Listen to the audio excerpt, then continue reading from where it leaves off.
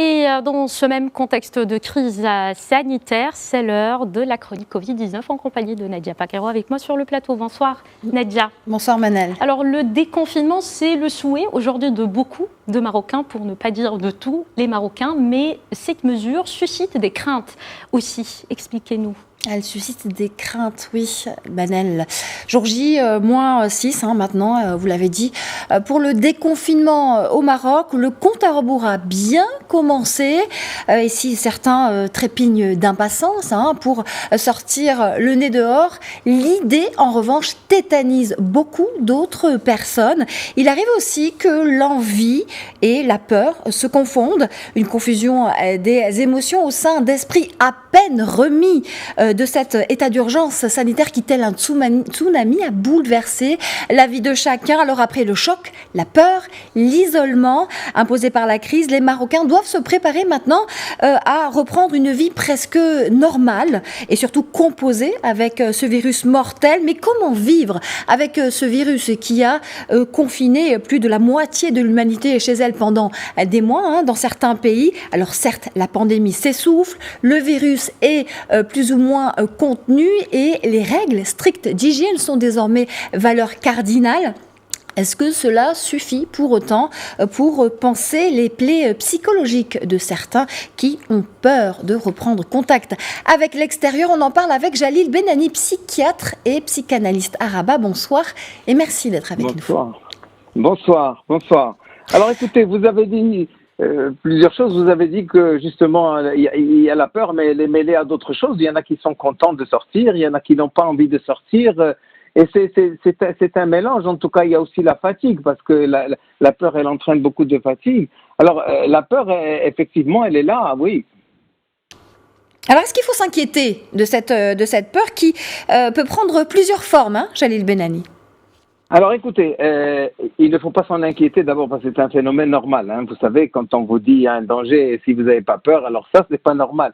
Donc c'est tout à fait normal d'avoir peur, c'est même une réaction, si vous voulez, salutaire. Mais évidemment, la peur peut prendre des proportions. Si elle est une simple peur, un sentiment, écoutez, elle permet justement de faire attention. Mais si elle augmente, ça devient de l'angoisse. Et vous savez qu'il y a des peurs qui sont quasiment paralysantes. L'angoisse, elle peut se vivre dans le corps et il y a des situations d'angoisse où on ne peut pas parler. Et il y a aussi des situations qui confinent ou qui s'apparentent ou qui sont liées à des situations de phobie. Le phobique, c'est quelqu'un qui a peur de sortir et dans la situation de confinement, évidemment, il a trouvé un équilibre et la peur de sortir. Et puis, il y a des choses beaucoup plus graves encore quand il y a des traumatismes. Évidemment, le traumatisme, c'est la stupeur.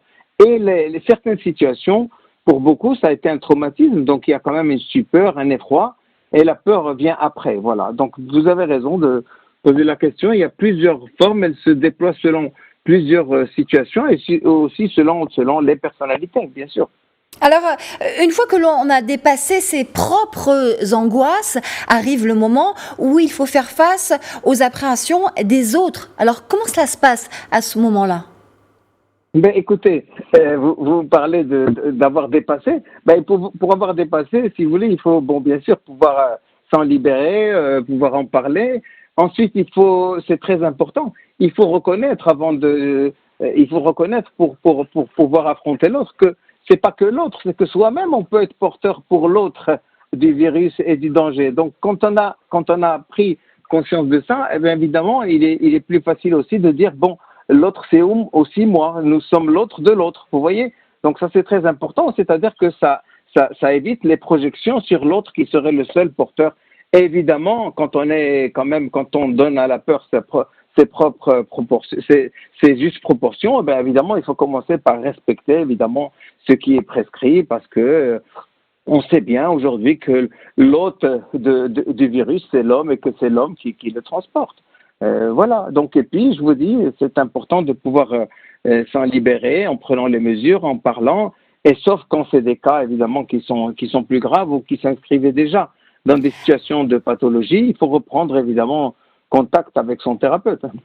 Alors, les grands comme les petits sont concernés. Jalil Benani, comment expliquer aux plus jeunes qu'ils peuvent désormais sortir alors qu'on leur a dit le contraire pendant des semaines? Que conseillez-vous? Alors, très rapidement, d'abord, la peur, elle est structurante pour l'enfant. C'est important qu'un enfant qui ne mette pas la main au feu, par exemple, et qu'il apprenne qu'il va se brûler. C'est très important. Et vous savez que les enfants aiment jouer avec la peur. C'est une façon de les maîtriser. Alors, vous avez raison, il faut leur expliquer, il faut parler.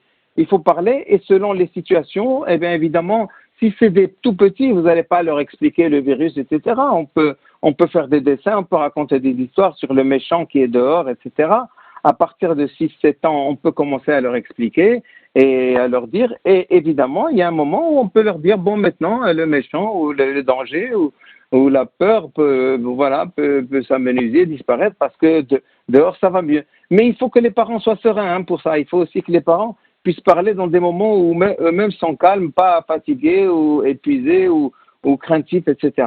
Donc les parents ont un rôle très important à jouer parce que vous savez, il y a des enfants qui ont bien vécu le confinement grâce aux parents parce que non seulement les parents ont été sereins, mais ils leur ont donné des activités, ils ont été proches d'eux. Donc c'est un rôle, il y a eu des révélations dans les familles qui sont très importantes par rapport à ça.